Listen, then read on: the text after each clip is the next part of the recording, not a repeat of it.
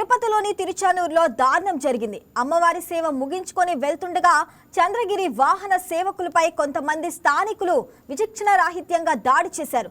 ద్విచక్ర వాహనాలు ఎదురెదురుగా రావడంతో మొదలైన స్వల్ప వివాదం ఘర్షణకు దారితీసింది. పక్కకు తప్పుకోవాలని కోరినందుకు రెచ్చిపోయిన స్థానికులు పిడిగుద్దులు కురిపించారు. అమ్మవారి సేవలో ఉన్నాం వదిలేయండి అని వేడుకున్నా వినకుండా రక్తం వచ్చేలా కొట్టారు.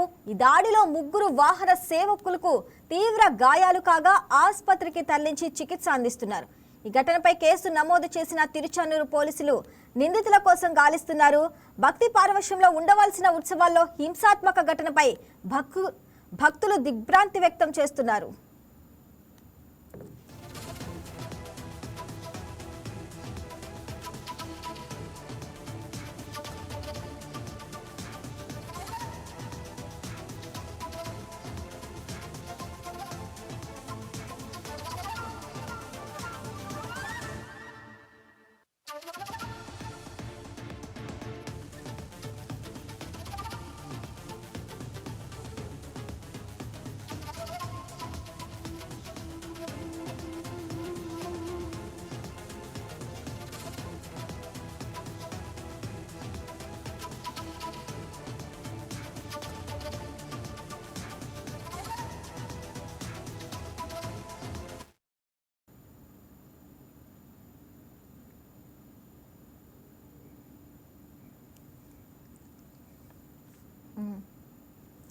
తిరుపతిలోని తిరుచానూరులో దారుణం జరిగింది.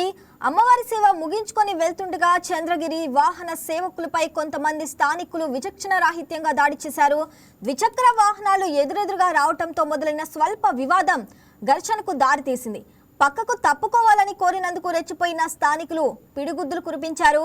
అమ్మవారి సేవలో ఉన్నాం వదిలేయండి అని వేడుకున్నా వినకుండా రక్తం వచ్చేలా కొట్టారు.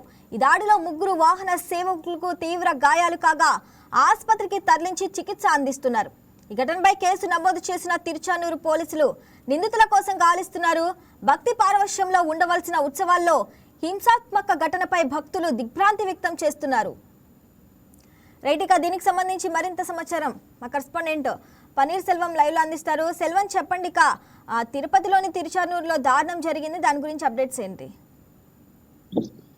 Good morning. ఏదైతే చూసుకుంటే అమ్మవారి సేవను అంటే అమ్మవారి పల్లకిని మోసేటువంటి వాహన బేరర్లు వాళ్ళ ఉద్యోగ రీత్యా కూడా ఆ సేవను ముగించుకొని ఇటు తమ గృహ అంటే వాళ్ళ ఇళ్లకు చేరుకునే నేపథ్యంలో కూడా ఈ దారుణం కూడా చోటు చేసుకుందని మనం ప్రధానంగా చెప్పుకోవాలి. ఏదైతే నిన్నటి రాత్రి కూడా ఇటు వాహన సేవ ముగించుకున్నటువంటి వాహన బేరర్లు సురేష్, మహేష్, అదేవిధంగా వాళ్ళ తోటి మిత్రులు కూడా ఇంటికి బయలుదేరేందుకు కూడా బయలుదేరినటువంటి పరిస్థితి. వీళ్ళంతా కూడా చంద్రగిరిలో ఉంటుంటారు. ఈ నేపథ్యంలో అక్కడ నుండి వాళ్ళ ద్విచక్ర వాహనాలు తీసుకొని ఆలయం సమీపంలో కొద్దిగా చేరుకున్నారు. ఈ నేపథ్యంలో అక్కడ ఉన్నటువంటి దురుసు శ్రీనివాసులు అనే వ్యక్తి కూడా ఎదురు తారసపడినటువంటి పరిస్థితి. ఈ నేపథ్యంలో పక్కకు చేరుకోండి, మేము వెళ్ళిపోతామని చెప్పిన నేపథ్యంలో కూడా అక్కడ కూడా మాట మెరిగి కొద్దిగా స్వల్ప వివాదం కూడా చోటు చేసుకుంది. ఈ నేపథ్యంలో కూడా దురుసు శ్రీనివాసులు కూడా వెంటనే అంటే ఇతను వైసీపీకి చెందినటువంటి వ్యక్తిగా కూడా ఇటు పోలీసులు గుర్తించారు. ఈ నేపథ్యంలో వెంటనే తన అనుచరులను కూడా 30 మందిని వరకు తీసుకొని వచ్చి కూడా వీళ్ళు ఎవరైతే వాహన బేరర్లు ముగ్గురు ఉన్నారో ఆ ముగ్గురు పైన కూడా విచక్షణారహితంగా కూడా దాడి చేసినట్టు కూడా మనకు తెలుస్తుంది. అది కూడా కేవలం తిరుచానూరు పోలీస్ స్టేషన్ కూతవేటు దూరంలో అంటే ఆ సమీపంలో స్టేషన్ ముందరే ఈ దాడి కూడా జరిగినట్టు కూడా మనకు తెలుస్తుంది. ఈ నేపథ్యంలో అక్కడ పిడిగుద్దులు గుద్దించి సంబంధించి కూడా చూసుకుంటే రక్తం వచ్చే విధంగా కూడా వాళ్ళని దాడి చేసినటువంటి పరిస్థితి.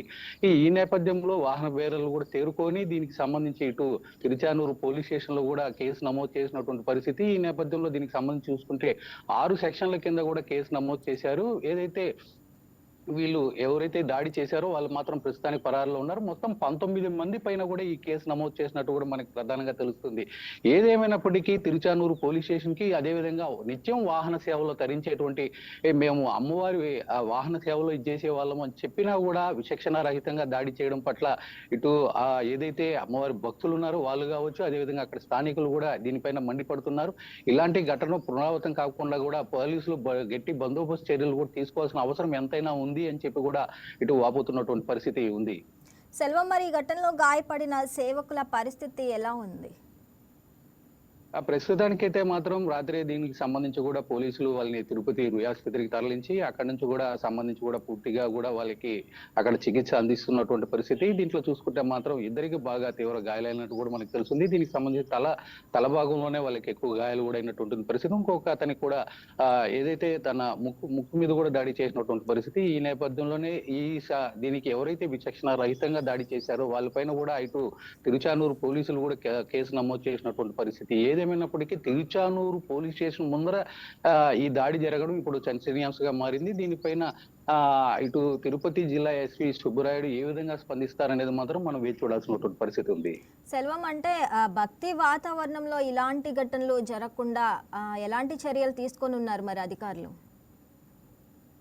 రైట్, ఇప్పటికే చూసుకుంటే దీనికి సంబంధించి కూడా తిరుచానూరు కూడా ఒక పంచాయతీకి సంబంధించినటువంటి ప్రాంతం. దీనికి సంబంధించి చూసుకుంటే నిత్యం కూడా ఈ తిరుమల శ్రీవారి సన్నిధికి అంటే స్వామివారిని దర్శించుకున్న అనంతరం కూడా చాలా మంది భక్తులు ఇటు తిరుచానూరు నుంచి చేరుకుంటారు. అంటే సుమారు 60% మంది పైగా భక్తులు కూడా ఇక్కడ చేరుకుంటుంటారు. ఈ నేపథ్యంలో ఇక్కడ చూసుకుంటే ప్రొటెక్షన్ మాత్రం చాలా తక్కువనే చెప్పుకోవాలి. ఏదేమైనప్పటికీ తిరుమలలో ఉన్నటువంటి పకడ్బందీగా ఉన్నటువంటి ఏదైతే కూడా అనేక విధాలుగా సెక్యూరిటీ పరంగా కావచ్చు అనే విధంగా ఆ విధంగా కోణంలో మాత్రం తిరుచానూరులో మాత్రం కాస్త తక్కువే అని చెప్పుకోవాలి. ఏదేమైనప్పటికీ ఇలాంటి ఘటనలు జరగడం పట్ల ఇటు భక్తులు కూడా తీవ్ర ఆవేదన వ్యక్తం చేస్తున్నారు. దీనిపైన సంబంధించి మాత్రం అధికారులు కూడా ప్రత్యేక చర్యలు తీసుకోవాల్సిన అవసరం ఎంతైనా ఉంది. తిరుమల తరహాలోనే కటిష్టమైన బందోబస్తు అదేవిధంగా చర్యలు కూడా తీసుకునే విధంగా కూడా ఇక్కడ ఉన్నటువంటి పోలీసులు కావచ్చు అదేవిధంగా విజిలెన్స్ అధికారులు కావచ్చు కూడా వీళ్ళు కూడా అడుగులు వేయాలని చెప్పి కూడా ప్రధానంగా కోరుతున్నటువంటి పరిస్థితి.